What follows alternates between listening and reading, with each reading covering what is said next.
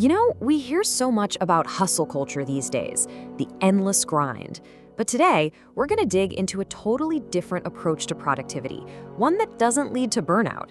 And it all starts with a question that I'm willing to bet a lot of you have asked yourselves. Does that hit home for anyone else? I mean, we are constantly told to just grind harder, push past every limit, go plus ultra.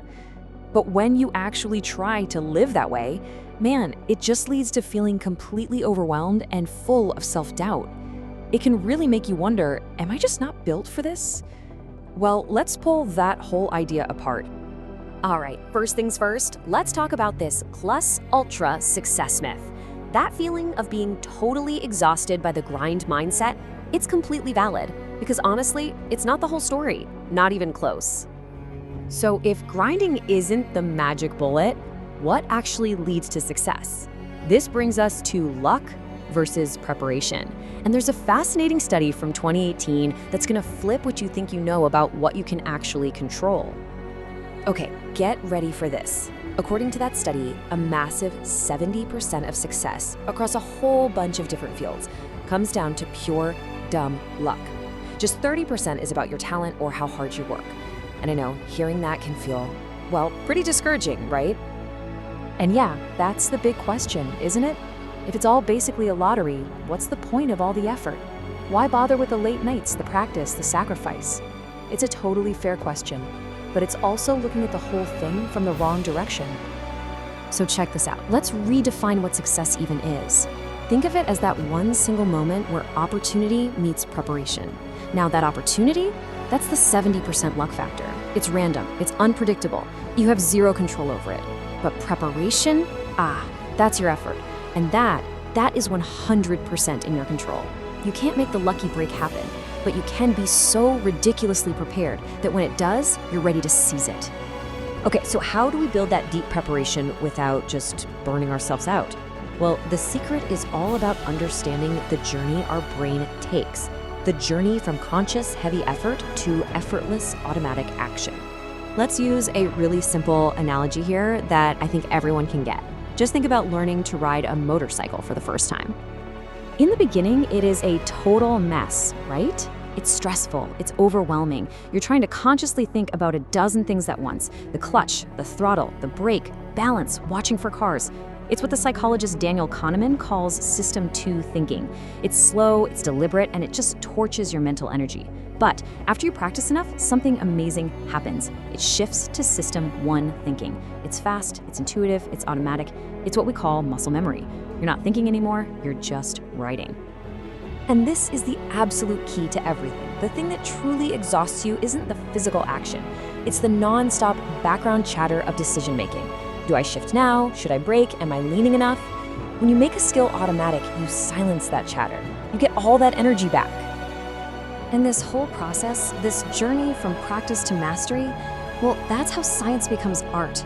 It's how disciplined, deliberate practice turns into this beautiful, intuitive performance no matter what you're doing. I absolutely love this quote from a singing coach, Mamba. It just nails it. It perfectly captures these two distinct phases. There's a time for practice, for being rigid, for following the rules to a T, and then there's a time for performance, where you have to let all of that go, trust your training, and just let it flow. So, you can actually lay this out like a roadmap. Step 1 is science. You deliberately learn the fundamentals, the notes, the brushstrokes, the strategies.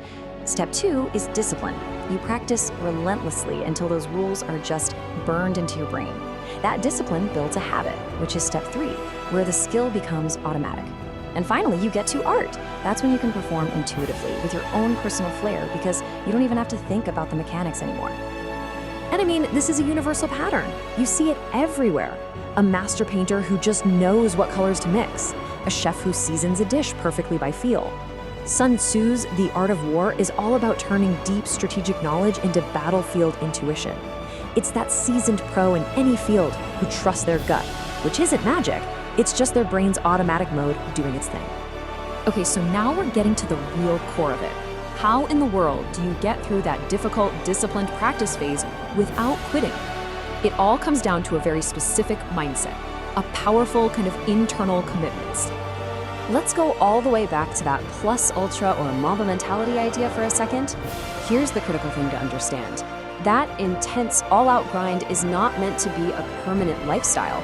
It is a temporary, difficult, and very targeted process with one goal and one goal only: to build a permanent, easy, automatic habit. The legendary samurai Miyamoto Musashi is the perfect picture of this. People who watched his duels said his opponents were always tense, stressed out, totally focused on just winning. But Musashi, he was described as being calm, relaxed, simply observing. He wasn't stressed about what move to make next. He was trusting a lifetime of training, his automatic habits, to react for him. His mind was completely free. So what stops the rest of us from getting to that state? Well, the biggest obstacle is us. It's our own brain, which is fantastic at coming up with excuses. It's that little voice that's always interrupting, always questioning, why are we doing this? Is this even worth it? Maybe we should just stop. That internal debate is what really wears you down. The solution to shutting down that voice comes from this beautiful Indonesian concept called Hati yang Selesai. It roughly translates to a finished heart or a completed heart. It's that state you reach when you've made a decision so completely, so absolutely, that your brain just stops fighting you on it. The argument is over. And all that energy that was wasted on debating is now focused purely on execution. The impact of this is it's incredible. By getting to that state of a finished heart, you get rid of the energy drain from that constant internal argument. You literally remove almost 50% of the difficulty of building a habit, because your mind is no longer working against you. It's finally on your team. So as we wrap this up, I want to leave you with one last question to really think about. Look at your own life, your goals, your ambitions. What is the one decision that, if you made it with a truly finished heart, would change everything for you? What conscious struggle are you ready to finally turn into an automatic art?